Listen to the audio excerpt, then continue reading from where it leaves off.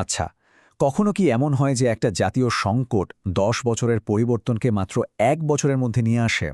বাংলাদেশের টেলিমেডিসিনের গল্পটা কিন্তু ঠিক তেমনই, যেখানে একটা মহামারী দেশের স্বাস্থ্যসেবার পুরো ছবিটাই যেন ওলটপালট করে দিল।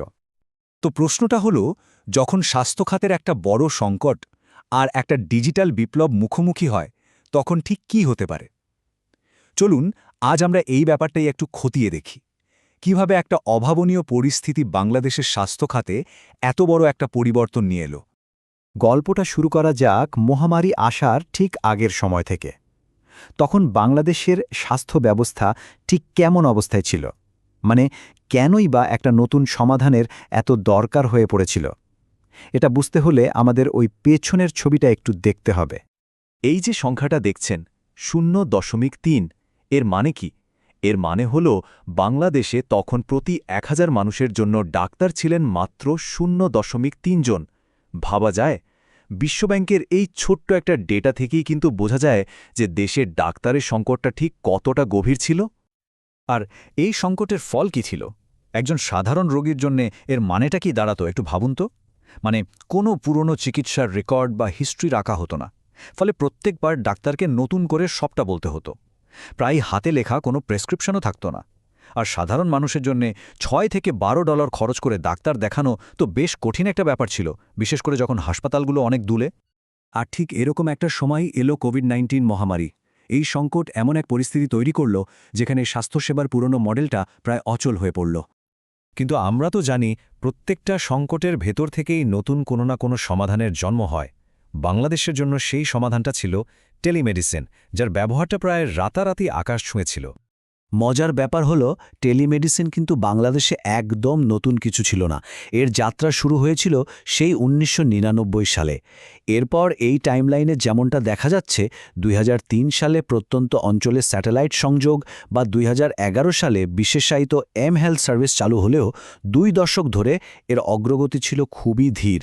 এটা ছিল মূলত একটা বিশেষায়িত সেবা যা সাধারণ মানুষের নাগালের প্রায় বাইরেই ছিল। কোভিড-19-এর লকডাউন যেন একটা সুইচ টিপে দিল। যা এতদিন ধরে খুব ধীরে ধীরে এগোচ্ছিল, তা হঠাৎ করেই যেন রকেটের গতিতে ছুটতে শুরু করল। একটা রিপোর্টে দেখা যায় মহামারীর সময় প্রায় ৮৯% রোগী বাড়ি থেকে ফোনে চিকিৎসা নেওয়া শুরু করেন।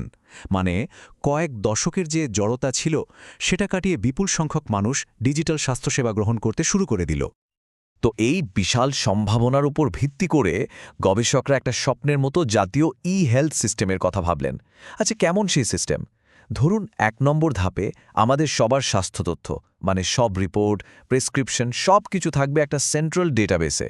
২ নম্বর, দিন হোক বা রাত, যখন খুশি যে কোনো জায়গা থেকে ভিডিও কলে ডাক্তারের সাথে কথা বলা যাবে। ৩ নম্বর, এক ক্লিকেই দরকার পড়লে অ্যাম্বুলেন্স বা অনলাইন ফার্মেসির সাথে যোগাযোগ করা যাবে। আর সবশেষে ৪ নম্বর ধাপে পুরো সিস্টেমটা দেশের বড় বড় স্বাস্থ্য কর্মসূচি, যেমন ধরেন ভ্যাকসিনেশন প্রোগ্রাম, সেগুলো ম্যানেজ করবে। ব্যাপারটা দারুণ না? কিন্তু প্রযুক্তির এই যে দারুণ সব প্রতিশ্রুতি, সেটার সাথে রোগীর বাস্তব অভিজ্ঞতার কি মিল ছিল?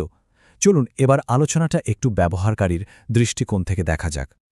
দেখুন, একদিকে টেলিমেডিসিন ২৪ ঘণ্টা সেবা পাওয়ার সুবিধা আর যাতায়াত খরচ কমানোর মতো দারুণ সব প্রতিশ্রুতি দিচ্ছিল। কিন্তু অন্যদিকে রোগীদের মনে ছিল বেশ বড় ধরনের ভয়। সবচেয়ে বড় ভয়টা ছিল ভুল রোগ নির্ণয়ের ঝুঁকি। এর সাথে ছিল ডাক্তারের ওপর পুরোপুরি আস্থা রাখতে না পারা আর ব্যক্তিগত তথ্যের নিরাপত্তা নিয়ে চিন্তা। একটা সমীক্ষায় এই ভয়গুলো আরও পরিষ্কারভাবে ফুটে ওঠে। এই যে চার্টটা দেখছেন, এখানে অনলাইন পরামর্শের ক্ষেত্রে রোগীদের সবচেয়ে বড় উদ্বেগটাই হল ভুল রোগ নির্ণয়ের আশঙ্কা। এরপরে আছে ডেটা সুরক্ষার ভয় এবং ডাক্তারের উপর আস্থার অভাব। মানে সশরীরে পরীক্ষা না করে শুধু ফোনে কথা বলে কি সঠিক চিকিৎসা পাওয়া সম্ভব? এই প্রশ্নটাই ছিল সবার মনে। আস্থার এই সংকটটা আরও স্পষ্ট হয় যখন আমরা দেখি মানুষ কাদেরকে বিশ্বাস করছে। সমীক্ষায় দেখা যায় মানুষ হাসপাতাল থেকে দেওয়া টেলিমেডিসিন সেবা ব্যবহার করতে বেশি রাজি, কিন্তু এর তুলনায় মাত্র ১৭% মানুষ স্বাধীন প্রাইভেট টেলিমেডিসিন কোম্পানিগুলোর উপর আস্থা রাখে। এই পার্থক্যটা কিন্তু বিশাল। আসলে ব্যাপারটা কিন্তু শুধু টেলিমেডিসিনের মধ্যেই আটকে নেই। এই যে বিশ্বাসের ঘাটতি, এটা বাংলাদেশের পুরো ডিজিটাল সিস্টেমেরই একটা বড় চ্যালেঞ্জ। একটু খেয়াল করলেই দেখবেন কমার্সে কেন মানুষ ক্যাশ অন ডেলিভারি বেশি পছন্দ করে, কিংবা ডিজিটাল পেমেন্টে কেন এখনও সবার ভরসা আসে না। এই সব কিছুর পেছনেই কিন্তু কাজ করছে ওই একটাই জিনিস, আস্থার অভাব। যখন কোনো একটা ডিজিটাল প্ল্যাটফর্মে কেউ প্রতারণার শিকার হয় তখন তার প্রভাবটা কিন্তু বাকি সব ডিজিটাল সার্ভিসের উপর গিয়েও পড়ে। তাহলে প্রশ্ন হল, মহামারীর পরে এই ডিজিটাল স্বাস্থ্য বিপ্লবের ভবিষ্যৎ কি? এটা কি টিকে থাকবে নাকি ধীরে ধীরে হারিয়ে যাবে? এর উত্তরটা হয়তো লুকিয়ে আছে আমাদের নতুন প্রজন্মের আচরণের মধ্যে। একটা গবেষণা বলছে তরুণ প্রজন্ম মানে মিলেনিয়াল আর জেনজি অনলাইন সেবার জন্য টাকা খরচ করতে বেশি আগ্রহী। কারণটা সহজ, তারা টেকনোলজির সাথে অনেক বেশি স্বচ্ছন্দ। আর এই স্লাইডের তথ্যটা দেখুন, যা ওই ধারণাটাকে পুরোপুরি সমর্থন করে। মহামারীর সময় যারা টেলিমেডিসিন ব্যবহার করেছেন তাদের মধ্যে ৯১% ছিল ১৫ থেকে ৩০ বছর বয়সী তরুণ-তরুণী। তার মানে এই ডিজিটাল বিপ্লবের চালিকা শক্তি ছিল মূলত তারাই। কিন্তু তরুণদের এই ব্যাপক ব্যবহারের পরেও ভবিষ্যৎ কিন্তু মোটেও নিশ্চিত নয়।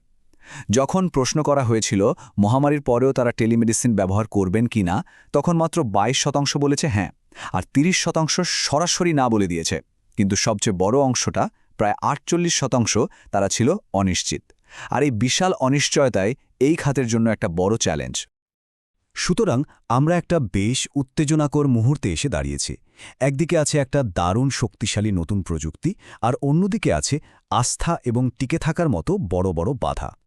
শেষ পর্যন্ত প্রশ্নটা এখানেই এসে দাঁড়ায়, বাংলাদেশের জন্য এই যে ডিজিটাল বিপ্লব, এটা কি শুধুই একটা সাময়িক সমাধান, নাকি এটা একটা নতুন এবং উন্নত স্বাস্থ্যসেবা ব্যবস্থার মজবুত ভিত্তি তৈরি করছে? এর উত্তরটা হয়তো সময়ই বলে দেবে।